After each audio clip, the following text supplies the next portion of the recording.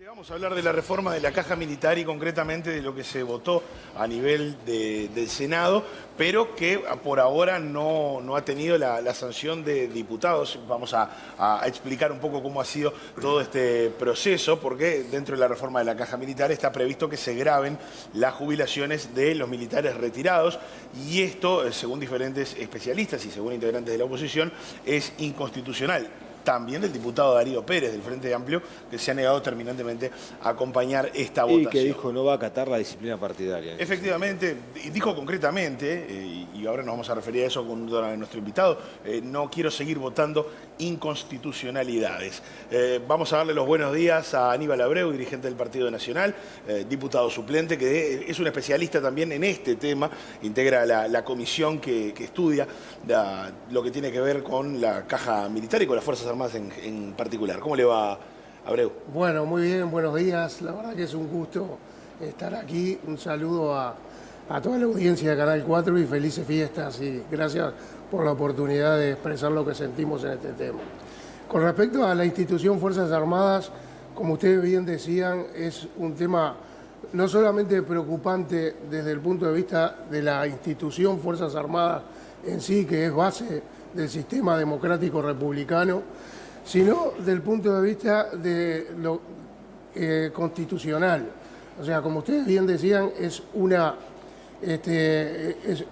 institución que merece ser reconocida dentro de lo que es las leyes y la ciudadanía. A nosotros nos preocupa que todos los ciudadanos estén amparados bajo la ley, las necesidades de todos los ciudadanos, pero con las Fuerzas Armadas incluidas, ¿no? Con respecto a lo que tiene que ver con el impuesto, nosotros decimos que fundamentalmente el problema es mucho más amplio. Estamos preguntando, hace un año más o menos estuvimos por acá y preguntábamos lo mismo, clamábamos, vamos a decirle, por saber qué Fuerzas Armadas requiere el Uruguay. O sea, en un principio, tener un trabajo, un proyecto, y a partir de ese proyecto de la Ley Marco de Defensa, que fue sancionada en el 2010 y ha tenido muchas carencias, después las leyes orgánicas, la política de defensa, y en ese proyecto dimensionar qué Fuerzas Armadas tenemos y recién ahí empezar con la reestructura que son necesarias sin duda y mucho menos con un impuesto, ¿no? Me quedo con eso que usted decía, apuntando un poco a el proyecto original de reforma de la caja militar, como se manejó públicamente. ¿Requiere de que se estudie una reforma, digo, por lo que representa el flujo de dinero que se maneja, ¿no?, a nivel de caja militar? Sí, sí.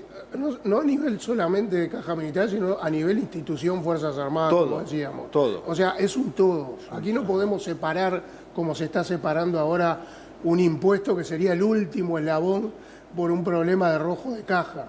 O sea, aquí lo que hay que saber es qué Fuerzas Armadas necesitamos y qué reestructura se necesita con los nuevos desafíos. Estamos hablando de una institución que defiende nada menos que nuestras libertades, la defensa nacional y la soberanía nacional. Y en ese sentido es necesario que sea una política de Estado, como bien decía el diputado Darío Pereira en la prensa, Darío Pérez, perdón, en la prensa, porque el espíritu del legislador justamente ha sido siempre históricamente en el Uruguay lograr las leyes lo más justas posible para todos los uruguayos y no solamente desde la ventana de un partido político. Siempre que se votaron las leyes, o por lo menos así nosotros crecimos pudiendo apreciar eso, si se advertía posteriormente una inconstitucionalidad, se solucionaba, pero nunca intentar votar a sabiendas una ley que se sabe que es inconstitucional.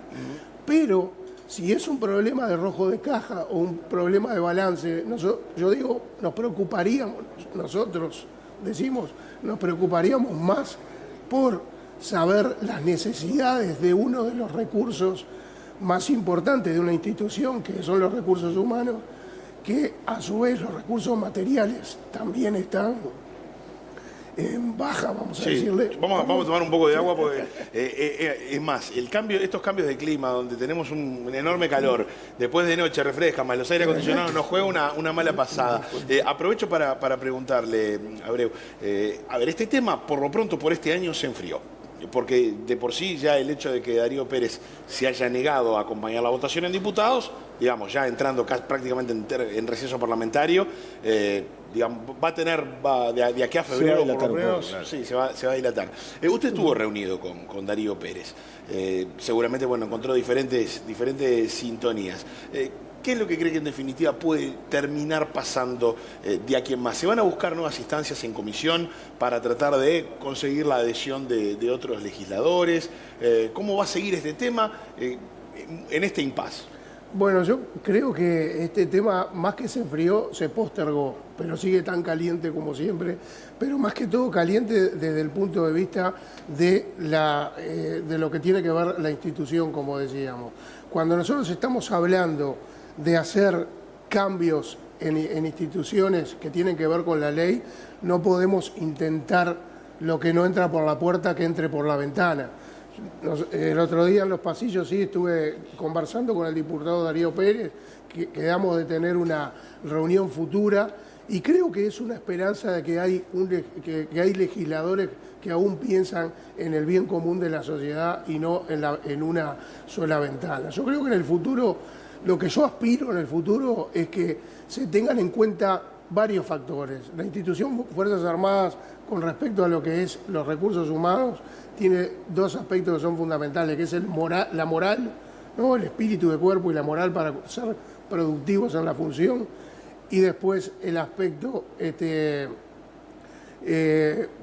creer en el mando, la confianza en el mando. Son dos aspectos que están teniendo hoy en día cierto desmerecimiento, y en el futuro lo que nosotros tenemos que ver son unas Fuerzas Armadas fuertes, pero fundamentalmente pensando en el soldado, porque las Fuerzas Armadas tienen un 60% de personal que tiene problemas económicos, y romperle la cabeza para ver cómo les cobramos y no solucionar su problema del otro, ese es un problema. Abreu, analizando lo que son las jubilaciones en líneas generales aquí en nuestro país, ¿no? O sea, sacando el foco de lo que es el personal militar, los jubilados, las más onerosas están grabadas, tienen sus impuestos. Entonces, ese es uno de los argumentos que manejan desde el oficialismo, decir, ¿por qué no grabar también las jubilaciones más importantes de la caja militar? Y a su vez también teniendo en cuenta de que por distintas razones los militares pudieron jubilarse a más temprana edad que el resto de los ciudadanos. Entonces, ahí no se hace una diferencia entre el jubilado que trabajó toda su vida y que, bueno, tiene una buena jubilación y está grabada con algún impuesto, que con los militares. Bueno, justamente creo que ahí radica, muchas gracias por la pregunta, porque ahí radica uno de los errores de concepto más grandes que hay con respecto al tema militar. O sea, el militar no es que se retire tempranamente, sino que se retira oportunamente de acuerdo a lo que cada etapa de su carrera le está exigiendo, ya sea en edad, en capacitación, en diferentes compromisos que tiene que cumplir para cada grado. Y como cada grado exige psicofísicamente ciertas condiciones, el militar es un contrato social del Estado con el que va a integrar los recursos humanos de esa institución. Cuando entra se le dice, bueno, usted va a perder ciertos derechos, por ejemplo, el derecho a la huelga, el derecho a tener consejo de salarios, el derecho a tener movilidad propia para vivir, el derecho a tener expresiones políticas y demás, y muchos cuantos más que todos lo sabemos. Cuando ese ciudadano renuncia a esos derechos, el Estado le dice, bueno, pero le vamos a asegurar en esas actividades que inclusive corre el riesgo de tener que irse antes, le vamos a asegurar un salario digno, cosa que el Estado hoy no cumple en estos momentos, y un retiro digno. Con respecto a lo que usted decía, también es muy importante lo que tiene que ver con los retiros privilegiados o algo así. O sea, tampoco es así. Lo que es, hay algunos que son privilegiados, pero son los recompuestos de carrera. los que fueron destituidos en el gobierno cívico-militar y después se le restituyeron con el grado máximo, por ejemplo, de oficial a general, con el 25% de los aumentos, y a su vez nunca aportaron en la caja. Entonces, si es un problema o aportar un poco tiempo, si es un problema de rojo de caja, un problema de solucionar la caja, ¿por qué están pensando solo en cobrarle a los mayores sueldos, a los mayores salarios, y no cobrarle, por ejemplo, un IAS a los que nunca aportaron y ganan sí sueldos desorbitantes? Pero no desorbitantes, pero sí los llamaron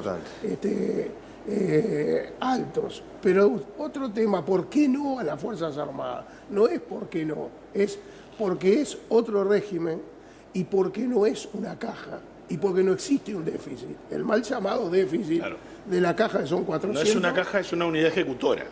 Es una unidad ejecutora que a su vez lo que hace es asistir el Estado a esa unidad para poder cubrir esas necesidades, que es asignación en defensa. O sea, la defensa, una parte importante son los recursos humanos, otras los materiales. En los recursos humanos es actividad y retiro. Y el retirado, en el caso de los oficiales, sigue estando a la orden como reserva. Entonces, la jubilación es una... vamos a decirle, por definición, uno se jubila y se va para su casa y no vuelve más al trabajo. En el caso militar es diferente. Eso tiene, no acá en el Uruguay, en todas partes del mundo tiene un tratamiento diferencial. Está claro. La propia Constitución, discúlpenme, solo establece una excepción que son los militares, los policías y los diplomáticos. Y el Estatuto del Empleado Público lo recoge eso.